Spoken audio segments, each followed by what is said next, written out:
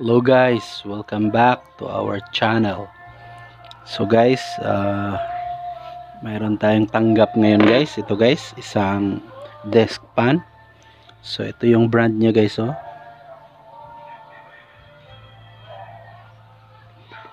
So yan yung brand niya guys. Tapos kapag ganito guys, kapag ganitong model ay ang most common na problem na na-encounter natin so far sa ating experience pag repair natin ng mga ganito. So far ang most common problem niya ay ito guys, oh.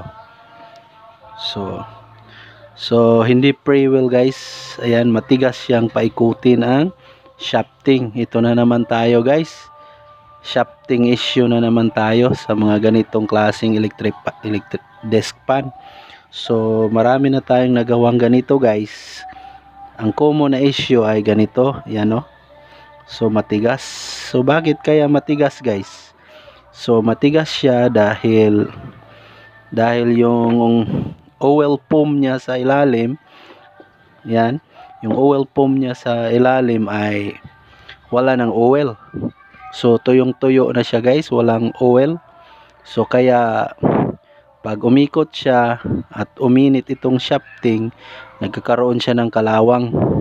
So kapag nagkaroon siya ng kalawang, ito na yung resulta guys, oh. Ayan, oh. Ang tigas paikutin guys, oh. Hindi siya pre-wheel guys.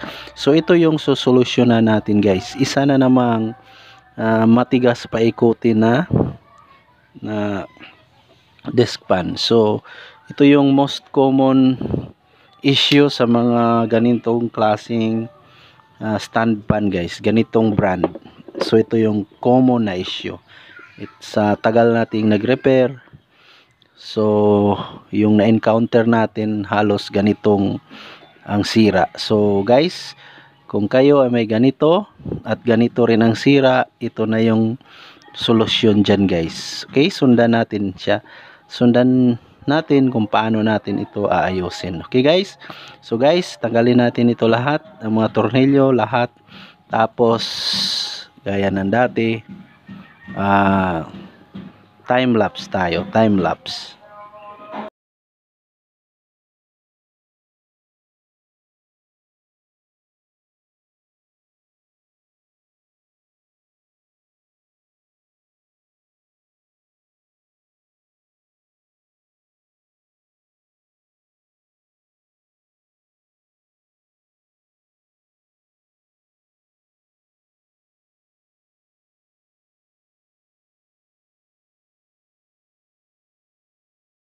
Guys, patuloy tayo guys.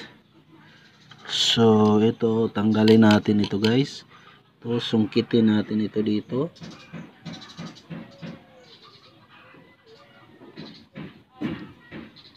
So dito, magsungkit tayo dito. Dito, sungkitin natin ito para matanggal natin. So skip pa rin tayo guys. Skip pa rin tayo.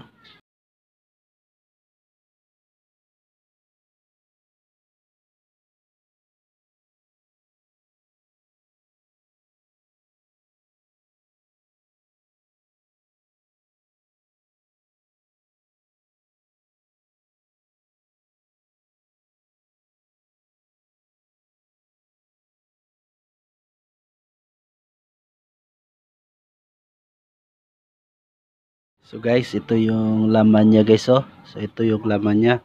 So ito yung shafting niya. So ito yung shafting niya. Ayan, ang daming dumi guys, oh. Ito. So ang daming kalawang. So ito yung shafting niya guys. So ito yung shafting niya. Ito. So ang daming kalawang ng shafting niya.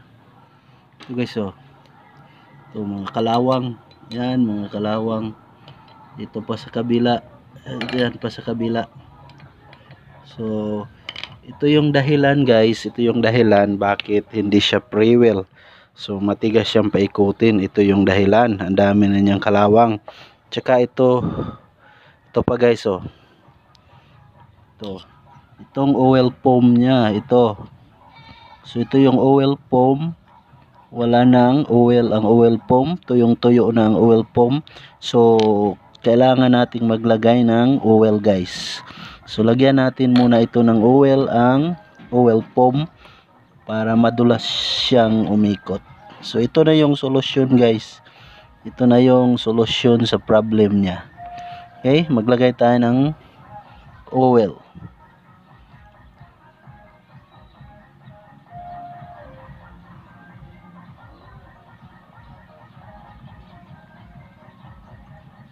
Yan.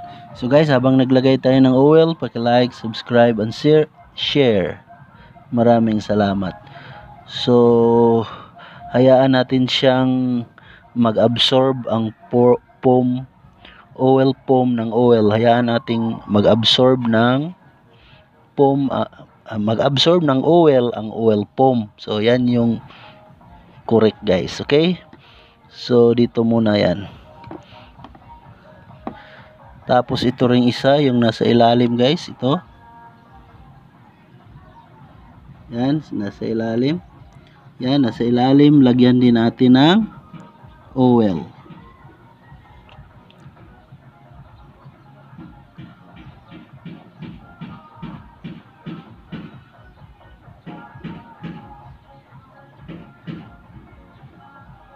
So, gaya ng sa isa, hayaan din nating mag-absorb ng oil ang oil foam. So, hayaan nating mag-absorb ng oil ang oil foam. So, ito yung capacitor guys. Ito yung capacitor, dito nakakonect. Tapos, ito yung thermal fuse. Okay, so, yan guys, hayaan natin siyang mag-absorb. Okay, so dito tayo guys. Dito na naman tayo sa shafting. Linisan natin itong shafting. Linisan natin. Tanggalin natin itong mga kalawang. Tanggalin natin ang mga kalawang ng shafting para malinis. Madulas na siyang paikutin. Okay? So, skip pa rin tayo. Time lapse pa rin tayo.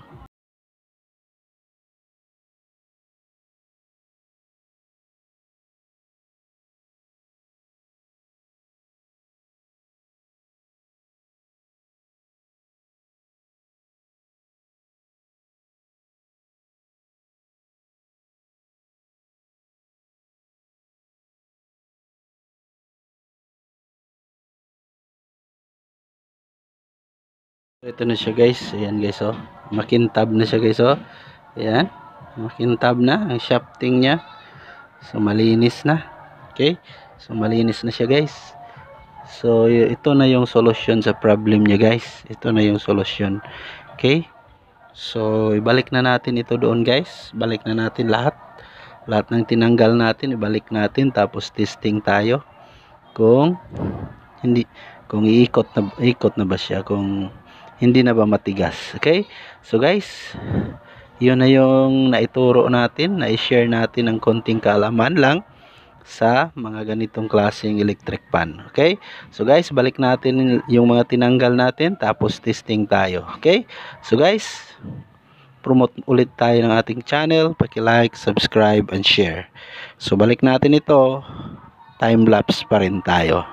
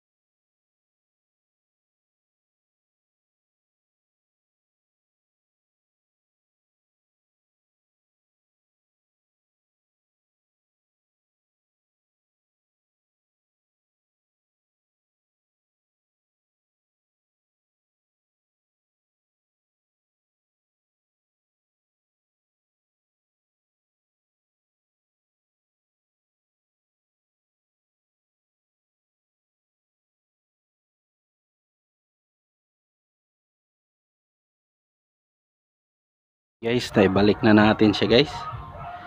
So naibalik na natin siya. Ayan na siya guys oh. Okay. Tapos ayan guys oh. So madulas na siyang paikutin guys oh. Ayan. So tingnan guys. Ayan guys oh. So madulas na siyang paikutin. Ayan oh. So pre-wheel na siya guys. Pre-wheel. Ayan. Pre-wheel. So guys, testing tayo guys kung iikot ba siya. Okay, so testing tayo, maglagay tayo dito ng electrical tape para makita natin kung iikot ba talaga siya. Okay, so maglagay tayo ng electrical tape.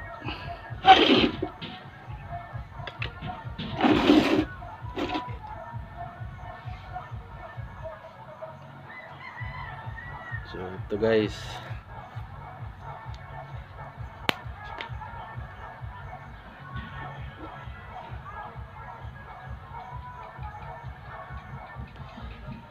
so plug in tayo guys, plug in tayo, plug in. So ayan, tapos try tayo mag on. Ayan, mag on tayo, mag on. Ayan, tingnan guys, yan, umikot siya guys. Yan, okay, so umikot siya guys. Ayan, umikot siya. Yan, so madulas na siya guys ha. Okay, so ayan, dito mag on tayo, mag on tayo, mag on. Yan, umikot siya guys oh. Yan. So umikot siya guys. Okay, so guys, ayan, nasolusyonan na natin siya. Sana may napulot tayo dito, sana may nakuha tayo dito, kahit konting kaalaman lang. So ibalik na natin yan, ibalik na natin mga takip, ibalik na natin yan guys. Okay, so guys, maraming salamat sa panonood. Paki-like, subscribe and share. Maraming salamat.